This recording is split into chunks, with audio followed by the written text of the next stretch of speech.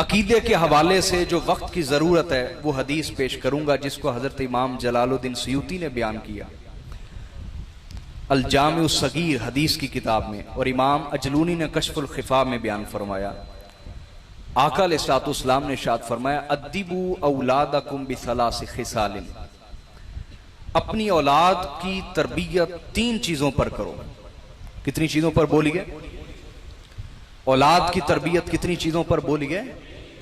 यानी अगर कोई अपनी औलाद की तरबियत इन 3 चीजों पे नहीं कर रहा तो वो बाप होने का या मां होने का हक अदा नहीं कर रहा। चाहे वो अच्छे स्कूल में भेज रहा है, अच्छी ट्यूशन भेज रहा है, अच्छा खाना पीना देता है, अच्छा लिबास देता है, अगर ये 3 चीजें उनके किरदार में तरबियत में शामिल नहीं करता तो वो अपना हक अदा, बाप होने का मां होने का हक अदा बोलिए नहीं कर रहा।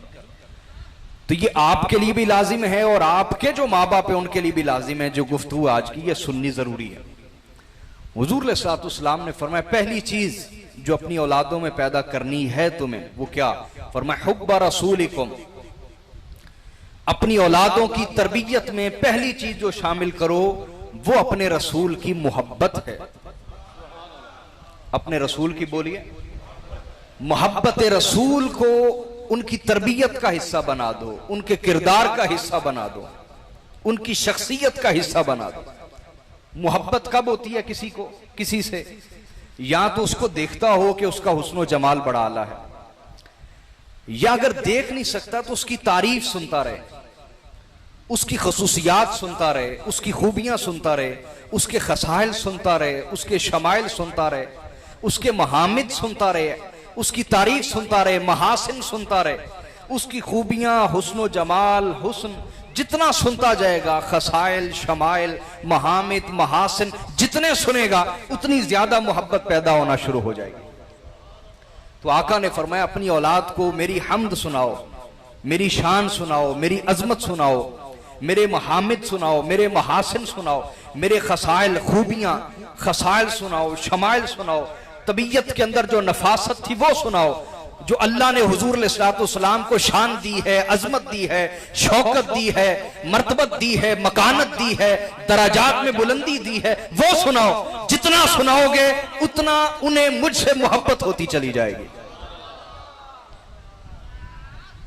उतना उन्हें बोलिए मुझसे मोहब्बत होती चली जाएगी। ये जो हमारा मिलाद का प्रोग्राम होता है ये इसी मकसद को पूरा करने के लिए, अल्लाह आपको जज़ाए खैर दे, अल्लाह सलामत रखे। इस हवाले से मैं गुजारिश कर देता हूँ, मैं आपकी मोहब्बत कबूल करता हूँ, मुझे पता है आप जो नजराने देंगे अपनी मोहब्बत का इजहार करेंगे, लेकिन बतौर मेहमान मेरा एक मौक़िफ़ अगर आप सुन लें तो शायद आपको अच्छा लगे। मेरा जो नजरिया है और जो सोच है, जो मैंने जितना दीन को समझा है वो ये है कि ये जो तकरीर के दौरान पैसे देना है इसके 2 तरफा नुकसान होते हैं। कुछ नुकसान मुझे हो सकते हैं, कुछ नुकसान आपको हो सकते हैं। समझ आ रही है नहीं? पहला नुकसान क्या होता है कि ऐन मुमकिन है जब आप मुझे पैसे देंगे तो मेरी तवज्जो इस्लाही गुफ्तगू से हट जाए और उन चीजों पे हो जाए जिनसे मैं ज्यादा से ज्यादा पैसे इकट्ठे कर सकता हूं, यानी मेरी नीयत खराब हो सकती है। बदलते क्या पता चलता है, शैतान है ना इंसान के साथ, नफ्स है, तो इसमें मेरे लिए भी नुकसान हो सकता है।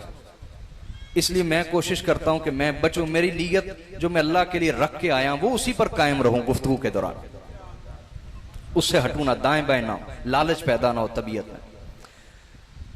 दूसरा ये भी है कि आका अलैहिस्सलाम को सहाबा नजराने पेश करते थे, खिदमत करते थे, लेकिन हुजूर के दर्स और खिताब के दौरान नहीं पेश करते थे, क्योंकि दर्स का एक बड़ा अदब है।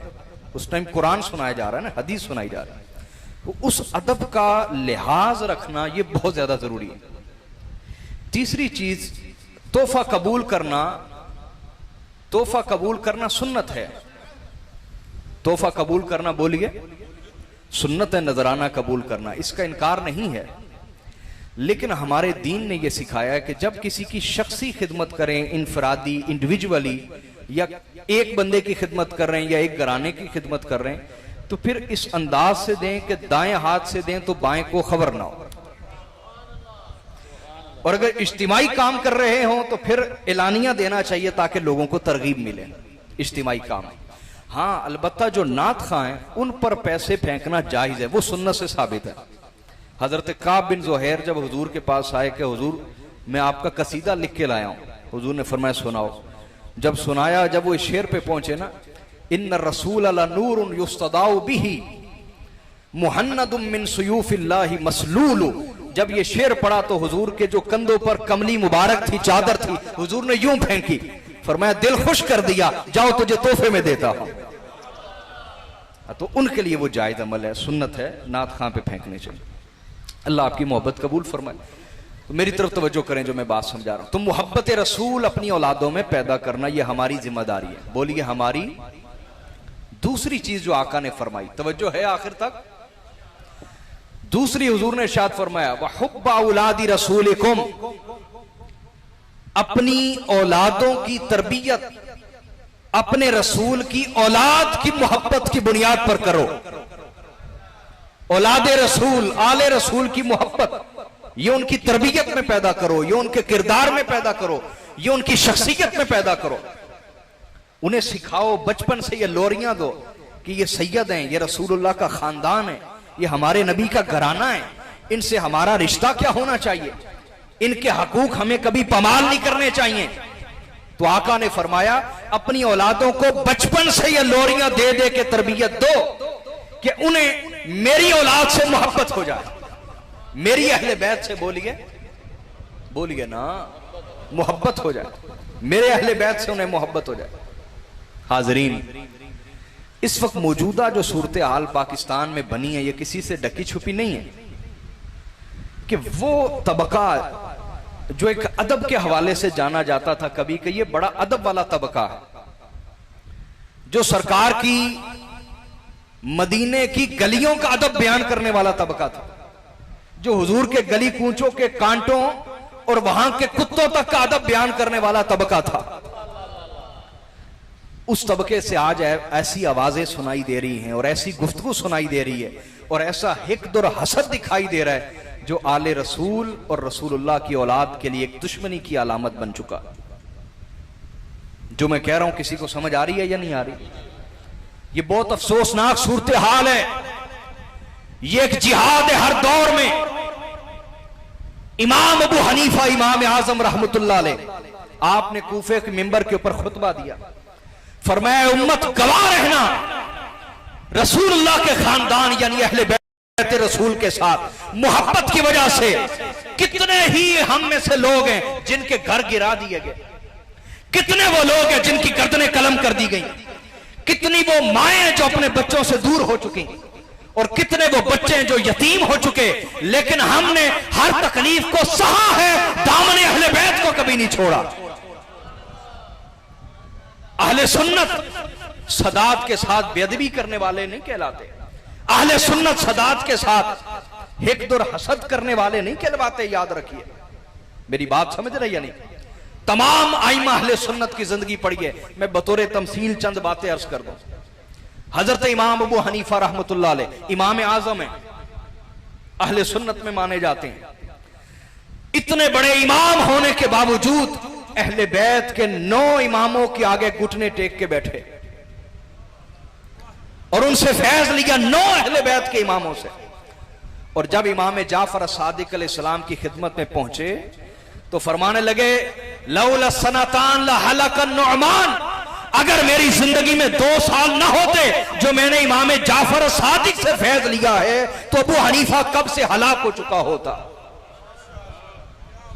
कहा मैं अगर आज बचा हुआ हूं, मेरा ईमान बचा हुआ है, तो वो अहले बैत के फैज की वजह से बचा हुआ है, वो उनकी तवज्जुहात की वजह से बचा हुआ है। और इमाम अबू हनीफा रहमतुल्लाह अलैह जब बैत करने की बारी आई तो बैत किसकी की? हाँ, इमाम अबू हनीफा रहमतुल्लाह अलैह ने बैत हजरत इमाम जैद के हाथों पर की। इमाम जैद बेटे हैं हजरत इमाम ज़ैनुल आबिदीन के, इमाम हुसैन के पोते हैं। और इमाम जैद के बारे इमाम जाफर सादिक फरमाते जो इल्म अल्लाह ने इमाम जैद को दिया है वह अहले बैत में किसी को नहीं दिया। और आप फिका हनफी की किताब सामने रख लें, अल फिकुल हनफी, कुदूरी शरीफ रख लें और अपने सामने सामने रख ले मुस्नद इमाम जैद, जो इमाम जैद की लिखी हुई किताब है, इमाम जैद की लिखी हुई जो किताब है, किबला सदात मौजूद है, मुस्नद इमाम जैद, वो पूरी किताब जो आप लेके आए हैं उसमें जितनी हदीस लाए हैं वो बयान करते हैं कि मैंने अपने वालिद इमाम ज़ैनुल आबिदीन से सुना, उन्होंने अपने वालिद गिरामी इमाम हुसैन से या अपने ताया जान इमाम हसन से सुना, उन्होंने अपनी वालिदा गिरामी सैयदा फातिमा से या वालिद गिरामी हजरत मौला अली अल मुर्तजा से सुना, उन्होंने रसूलुल्लाह से सुना। वो पूरी किताब अहले बैत का फैज़ है, उसमें कोई रिवायत किसी और से बयान शुदा नहीं। उसको सामने रखें और फिक़ह हनफी की किताब सामने रख लें, आपको लगेगा कि सारी फिक़ह हनफी, अल फिक़ुल हनफी, सारी की सारी जो इमाम अबू हनीफा ने बयान की है वो इमाम जैद की बयान करदा हदीस की रोशनी में है। ये उनकी मोहब्बत अहले बैत के साथ। और जब इमाम जैद लड़ने के लिए मैदान में आए हिशाम बिन अब्दुल मलिक के खिलाफ, तो जानते हैं इमाम अबू हनीफा ने क्या फतवा दिया? कहा आज जो आले रसूल का साथ देगा अल्लाह उसे वही अजर देगा जो ग़ज़वे बदर में रसूलुल्लाह के साथ शिरकत का अजर मिला था। इमाम अबू हनीफा ने यह फतवा दिया, उसी वजह से आपको जेल डाला गया, उसी वजह से आपको सजाएं मिलती रही, रसूलुल्लाह के खानदान के दिफा की वजह से, आले रसूल से मोहब्बत की वजह से। और इमाम अबू हनीफा का जनाजा जेल से उठा अहले बैत की वफा की वजह से। अगले इमाम इमाम मालिक, आपने बैत की हजरत नफ्से ज़किया की, किन की बोलिए? हजरत नफ्से ज़किया बेटे हैं हजरत अब्दुल्ला महद के, हजरत अब्दुल्ला महद बेटे हैं हजरत हसन मुसन्ना के, और हजरत हसन मुसन्ना बेटे हैं इमाम हसन मुश्तबा के। समझ आई या नहीं आई? तो हजरत नफ्से ज़किया के हाथ पर बैत की किसने?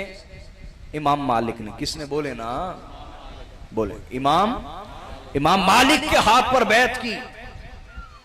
और जब हजरत नफ्से ज़किया, इमाम मालिक ने उनके हाथ पर बैत की, हजरत नफ्से ज़किया के हाथ पर। जब जिहाद का वक्त आया हजरत नफ्से ज़किया के लिए, तो इमाम मालिक ने यही फतवा दिया था। उन्होंने अपने साहिबजादों को भेजा मुख्तलिफ इलाकों में, अहले बसरा की तरफ भेजा, अहले बसरा ने बैत कर ली। कूफा की तरफ भेजा, उन्होंने बैत की। अहले मक्का ने बैत की, अहले मदीना ने बैत की। उन्होंने अपने बड़े बेटे अब्दुल्ला अश्तर को भेजा हिंदुस्तान में, सिंध में, और उनका मिजार आज भी यहां मौजूद है, कराची में, क्लिफ्टन में, अगर किसी का जाना हुआ, जिनका नाम है हजरत अब्दुल्ला शाह गाजी। वो उनके बेटे अब्दुल्ला अश्तर रदी अल्लाह ताला, हजरत नफ्से ज़किया का सबसे पहला सैयद जो बरे सगीर में आया है वो हजरत अब्दुल्ला अश्तर है, जिनका नाम अब्दुल्ला शाह गाजी है। आई बात समझ या नहीं आई? बोलिए। तो जब जिहाद का वक्त आया तो हजरत नफ्से ज़किया ने वही ऐलान किया कि मेरा साथ दो, जो इमाम जैद ने ऐलान किया। तो हजरत इमाम मालिक ने भी वही फतवा दिया, फरमाया आज जो हजरत नफ्से ज़किया का साथ देगा अल्लाह ताला उसे ग़ज़वे बदर में हुजूर के साथ शिरकत का अजर अता फरमाएगा। इस फतवे की पदाश में उनको जेल में कैद कर दिया गया। इमाम मालिक जेल में चले गए। तवज्जो कीजिए मेरी तरफ, हमें तो आज दीन बड़ी आसानी से मिल रहा है ना, इसलिए हमें उसकी कदर नहीं है, हमें उसकी कदर नहीं है। तो इमाम मालिक जेल में चले गए। खलीफा अब्बासी ने कहा कि आप अपना फतवा वापस लीजिए। फरमाया नहीं, मैं अपना फतवा वापस नहीं लूंगा, मैं अपना फतवा वापस क्यों? इसलिए कि अली के मुरीद गलत फतवे नहीं देते। जिनका मुर्शिद अना मदीनतुल इल्म व अलीयुन बाबूहा हो, कि हुजूर ने फरमाया मैं इल्म का शहर हूं, अली उसका दरवाजा है। उनके मुरीद गलत फतवे नहीं देते। का बिल्कुल दुरुस्त फतवा दिया। उसने कहा इन्हें रोजाना कोड़े मारे जाए इमाम मालिक को, रोजाना कोड़े मारे जाते इमाम मालिक को, हर दिन कोड़े सहते और फिर भी फरमाते कि मैं अहले बैत के साथ हूं, मैं आले रसूल के साथ खड़ा हूं। हर दिन सजाएं सहते। ये सजाएं कौन सह रहा है? ये कोई मजदूर आदमी नहीं जिसका जिस्म बड़ा मजबूत होगा। ये वो शख्स है जिन्होंने 18 साल की उम्र में मिंबर रसूल मस्जिद नबवी में बैठ के दरसे हदीस देना शुरू किया। और उस वक्त उम्र मुबारक 60 साल हो चुकी है, बुजुर्गी है, बुढ़ापा है, रोजाना कोड़े खाते हैं, लेकिन आले रसूल का साथ नहीं छोड़ रहे, आले रसूल का साथ नहीं छोड़ रहे। बिल आखिर जब खलीफा अब्बासी ने देखा कि ये नहीं रुक रहे, 6 माह तक रोजाना कोड़े मारे जाते रहे आपको, इमाम मालिक, सादात तवज्जो कीजिएगा, तवज्जो फरमाइएगा, 6 माह तक कोड़े लगते रहते। खलीफा अब्बासी ने वो हाथ, वो पूरा बाजू इमाम मालिक का तोड़ के जुदा कर दिया जिससे आले रसूल की हिमायत में फतवा लिखा था। इमाम मालिक ने बाजू कटवा लिया, लेकिन आले रसूल का साथ नहीं छोड़ा। मैं आपसे कहूंगा बिंबर वालों, ये सैयद यहां बैठे हुए, फैज़ मुस्तफा की शमा रोशन किए हुए, किसी की मुखालफत की वजह से इनका साथ ना छोड़िएगा, क्योंकि आपकी करबला आपका दौर है। आपके दौर में जो सैयद दीन का काम कर रहे हैं, उनका साथ देना ये आपकी करबला है, ये आपका इम्तिहान है। जो सैयद गुजर चुके उनके साथ आपका इम्तिहान नहीं है, इम्तिहान उनके साथ है जो आपके दौर में, आपके दौर में जो सैयद हैं, आपके उलमा का इम्तिहान उनके साथ है, आपके पीरों का इम्तिहान उन सैयदों के साथ है, आपके मुफ्तियों शयूखुल हदीस का इम्तिहान उनके साथ है। उनके साथ जो जितना निभाएगा वो रसूलुल्लाह की नजर में उतना पालेगा। आपके दौर के जो सदात, उनके साथ इम्तिहान। इमाम मालिक का बाजू कट गया, तवज्जो करो, तवज्जो करो मेरी तरफ, मुझे देखें यार, बाजू कट गया इमाम का।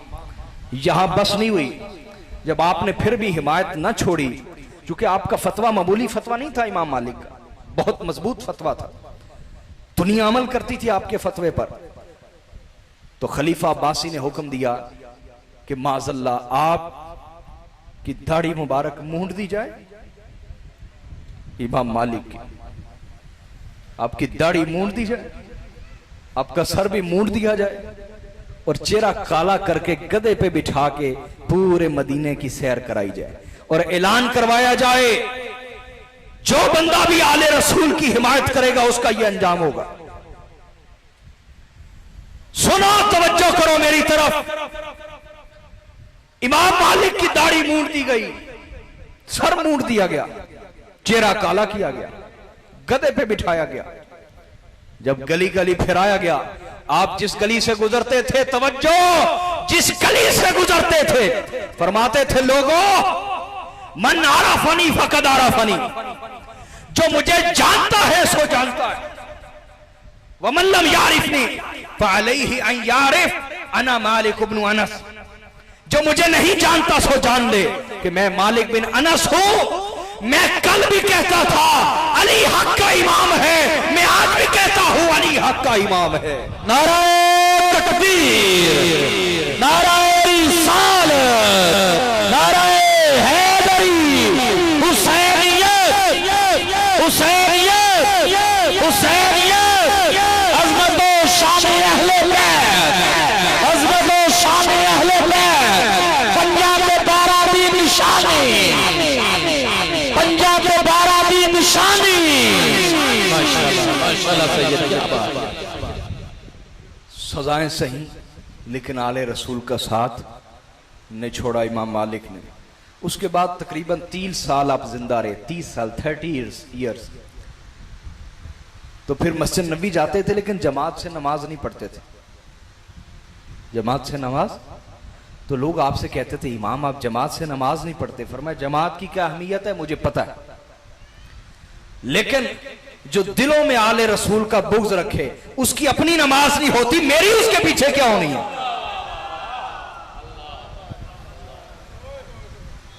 30 साल इमाम मालिक जिंदा रहे, जमात से नमाज नहीं पढ़ते थे, जनाजा नहीं पढ़ते थे किसी का।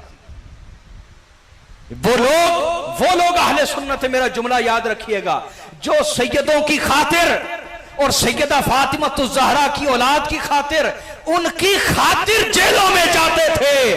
आज कुछ लोग उनकी गुस्ताखी की वजह से जेलों में जाते हैं और अहले सुन्नत कहलवाते हैं।